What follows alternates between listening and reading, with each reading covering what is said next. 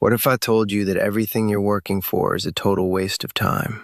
That the stress, the all-nighters, the crap you put into your body, it's all for nothing. I was supposed to be a linebacker this year.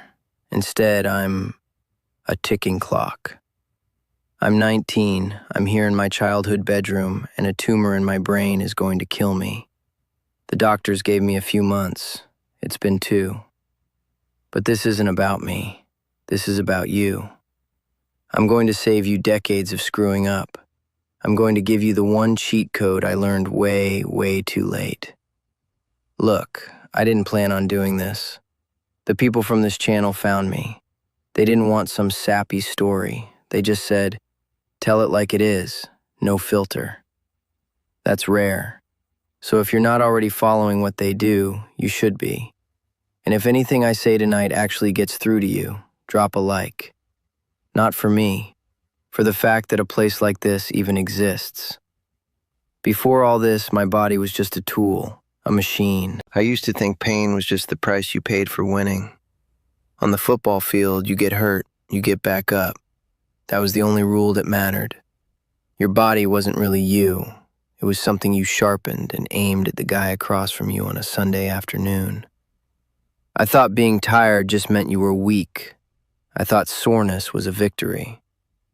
That helmet over there on my shelf, that was my whole world. It was a symbol of a body at its absolute peak, strong, fast, and obedient. I honestly believed I was building a suit of armor. I thought I was becoming invincible. What a complete joke. It all started with a headache that wouldn't quit. Just this dull, constant pressure right behind my eyes. I figured it was just another concussion or dehydration, another injury to power through, right?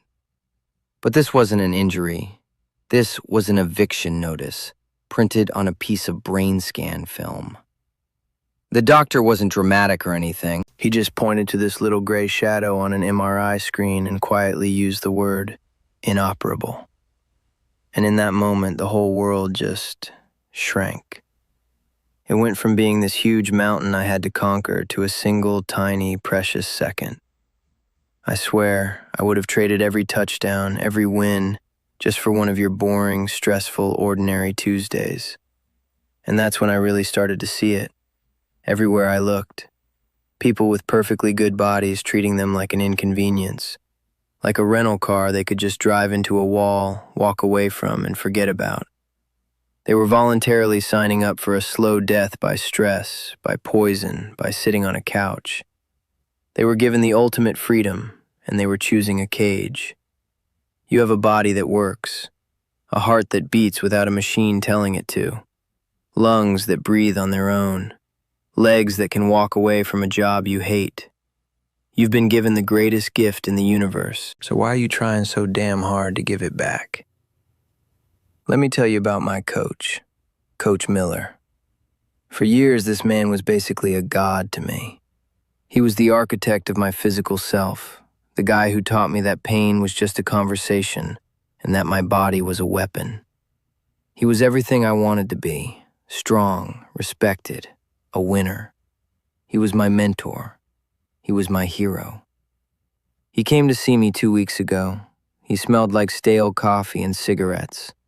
His face was all red and puffy, and he had this tremor in his hand, this little shake that made his styrofoam cup rattle. He spent the whole time pacing this room, complaining about pressure from alumni, bad calls from the refs, a lack of sleep. He was a walking, talking heart attack in a polo shirt. He stopped pacing for a second, looked right past me and said, I swear, Leo, another season like this and this job will kill me. I'm running on fumes and 2 hours of sleep.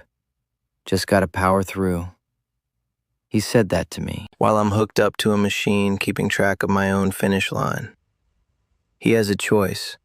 He has a perfectly good body, and he's choosing to run it into the ground for a game. And in that moment, he just wasn't a god anymore.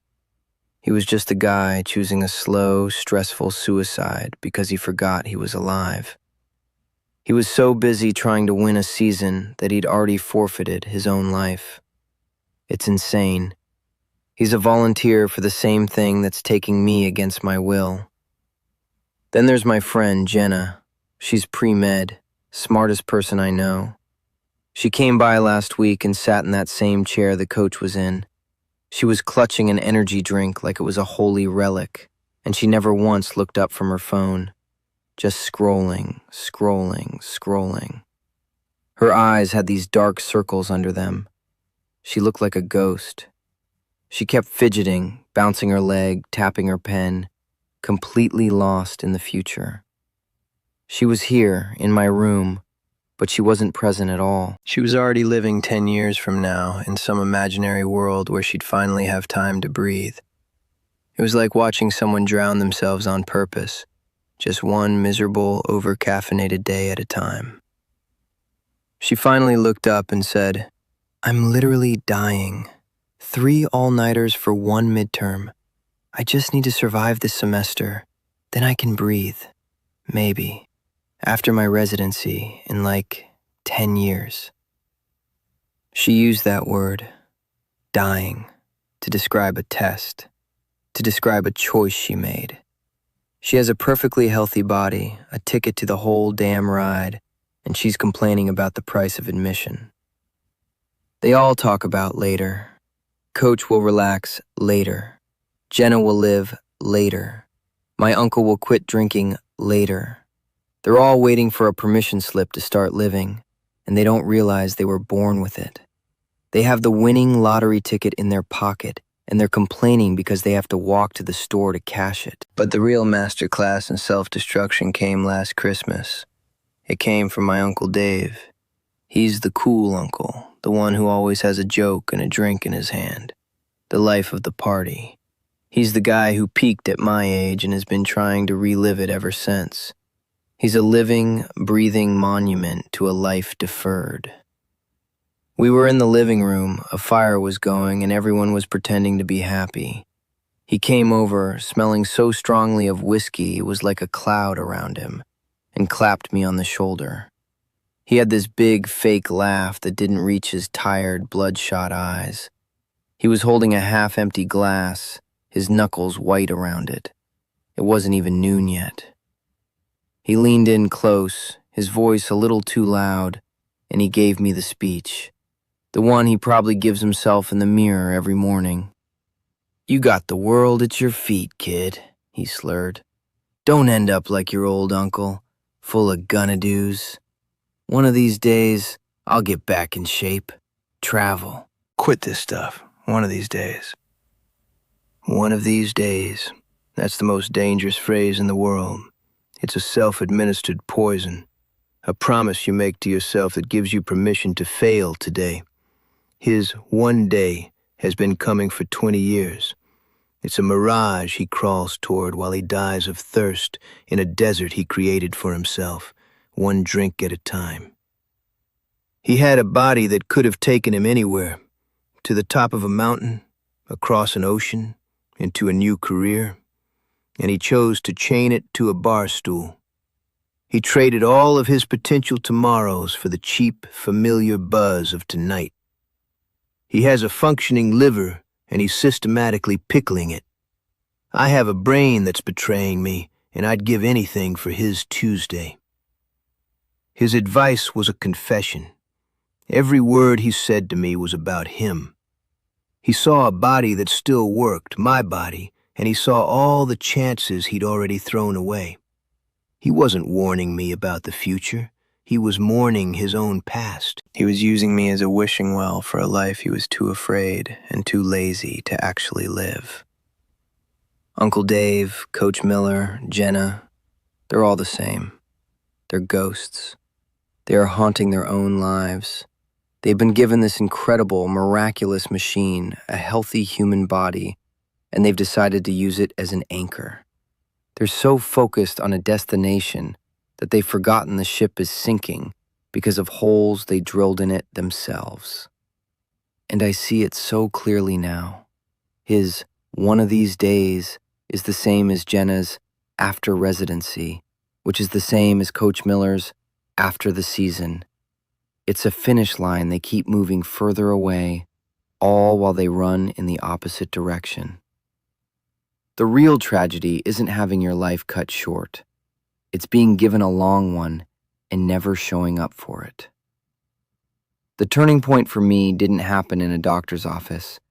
It happened in a sad little hospital garden. It was about a month ago. I was in a wheelchair, feeling sorry for myself, staring at this cracked concrete patio. It was the kind of place you go when you've given up. And I saw this old man sitting on a bench. He had to be close to 80. I figured he was just another ghost, waiting for his time to be up. I was ready for the usual story. I expected him to complain about his aches, about the bad food, about all the things he couldn't do anymore. I thought he'd be like a black and white version of my coach or my uncle, just another guy full of regrets, but with less time to drown them. I wheeled over, bracing myself for another lecture on a life wasted, another warning that would come 20 years too late. I was ready for more noise, but he was just quiet. He wasn't complaining. He wasn't fidgeting. He was just sitting there, watching a tiny sparrow pecking at something in a crack in the pavement. His hands were old and spotted, but they were perfectly still on his knees. And he was smiling. A real smile, not the fake kind my uncle uses. He was just there, not waiting for anything, just being. And it was so strange. It was like watching a foreign movie without subtitles. I didn't get it. This guy was at the finish line, the one everyone else was so afraid of, and he looked more peaceful than anyone I knew. He looked more peaceful than my friend Jenna with her whole life ahead of her. He looked happier than my coach who was winning games. It just didn't compute. Then he looked at me, and he didn't have pity in his eyes. He just nodded toward the bird. He had this calm, quiet voice. He told me he was a carpenter his whole life. He said, "They gave me almost 80 good years. 80. I got to feel the sun.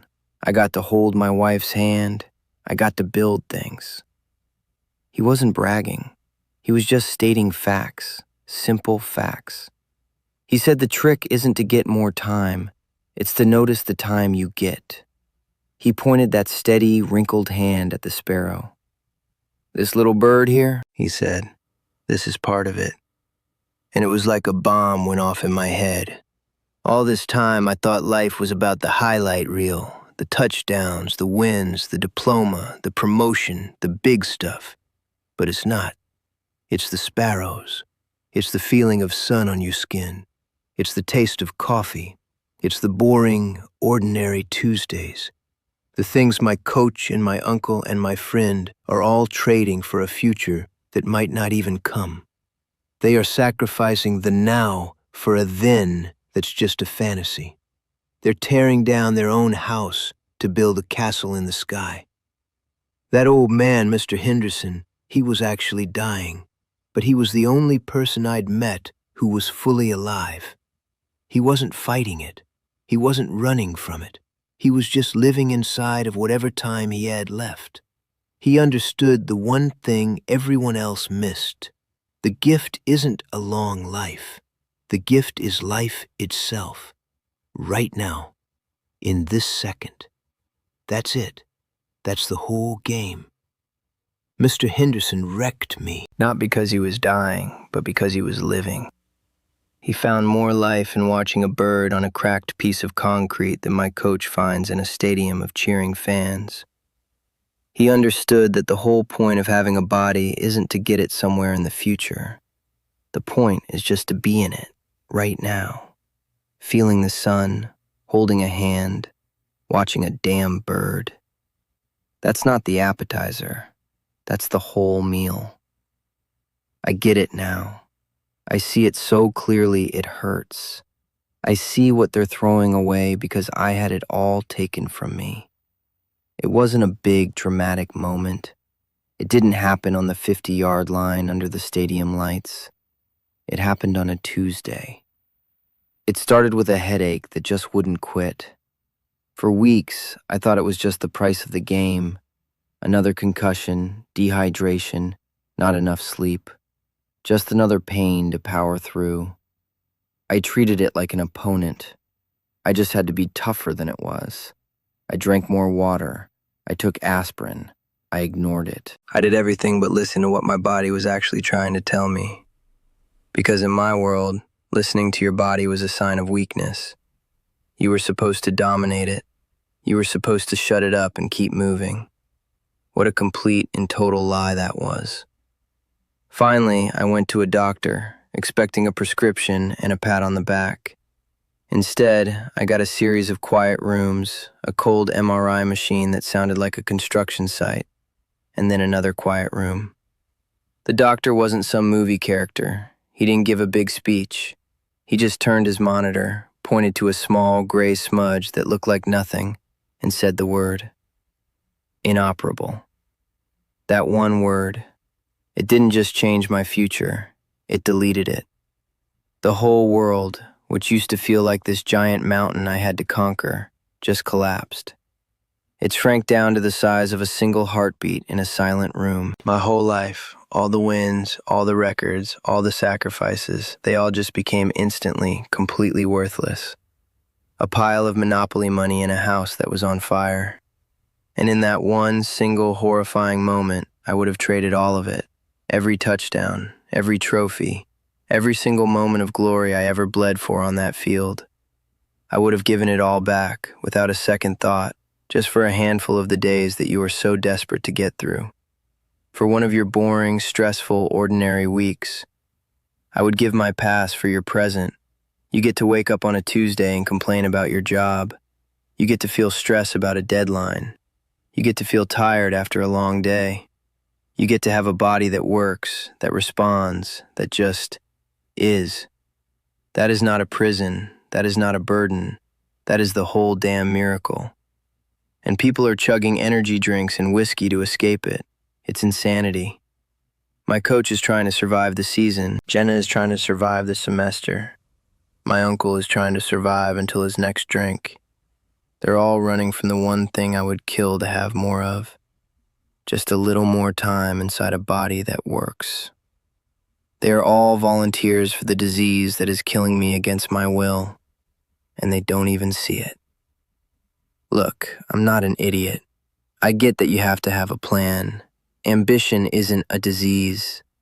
I was the king of 5-year plans, of grinding it out, of sacrificing today for a better tomorrow. I understand that you have to work, you have to pay bills, you have to build something. I'm not telling you to quit your job and go live in the woods. That's not the point. I thought that was the whole game, but there's a line. There's a point where protection becomes a prison. There's a moment where the plan you made to give yourself a better life starts stealing the life you already have. You're so busy building a fortress for some imaginary future that you don't notice you bricked yourself inside the walls, living on rations in a castle that's still under construction. You forget to ever actually live in it. You think all the boring stuff is the price you have to pay, the commute, the exhaustion, the stress, the tasteless lunch you eat at your desk. You think that's the stuff you have to get through to earn the weekend, the vacation, the retirement. You think that's the filler, the stuff between the lines. You're wrong. That is the good stuff. The simple, boring, miraculous fact that you can get in a car, that you have a job to complain about, that you have a body that gets tired from a day's work. That's not the appetizer. That's the whole meal. And you're treating it like poison because you're so obsessed with a dessert that might never even show up. If I had your body for just one more day, I wouldn't try to change the world. I would just walk outside. I would find a park bench and I would just sit on it for an hour, feeling the sun on my face. I would call my mom. I would eat a real meal and actually taste it. I wouldn't be trying to get anywhere. I would just be. But I can't. My game is over. The clock is at 0 and there are no more downs. I'm right here, in this room, and this body that I pushed and punished and perfected for 19 years is shutting down. There are no second chances. There is no going back for me. So send this to someone who needs to hear it. Send it to your friend who is literally dying over a deadline. Send it to your dad who keeps saying he'll get healthy one of these days. Send it to anyone who has forgotten that they are piloting a miracle, not just driving a machine. Remind them that the gift isn't a long life. The gift is life, right now. I'm out of time, but you're not. Use it.